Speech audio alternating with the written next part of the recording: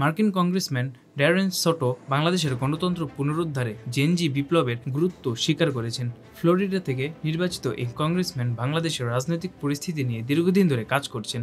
সম্প্রতি মার্কিন কংগ্রেশনাল অফিসে এক আলোচনায় তিনি বলেন, অন্তর্বর্তী সরকারের উচিত গণতান্ত্রিক নীতি ও আইনের শাসন মেনে চলা এবং জনগণকে স্বাধীনভাবে ভোট দেওয়ার সুযোগ দেওয়া।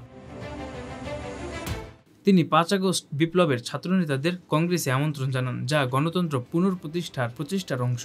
বাংলাদেশি আমেরিকানরা তার এই অবদানের জন্য কৃতজ্ঞতা প্রকাশ করেছেন। ছোট এক টুইট বার্তায় মার্কিন বাংলাদেশি জাহিদ এফ সরদার সাদির প্রচেষ্টায় প্রশংসা করেন। তিনি যুক্তরাষ্ট্রের স্টেট ডিপার্টমেন্টকে বাংলাদেশে সুষ্ঠু নির্বাচন নিশ্চিত করতে সহযোগিতার আহ্বান জানান এবং আগের নির্বাচন নিয়ে সমালোচনা করে একটি ভিডিও বার্তাও দেন। তার এই প্রচেষ্টা বাংলাদেশের গণতন্ত্র পুনঃপ্রতিষ্ঠার আন্দোলনে গুরুত্বপূর্ণ ভূমিকা রাখছে।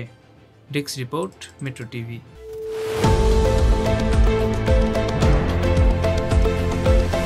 দেশের পাশে, বিশ্বের সাথে, মেট্রো টিভি।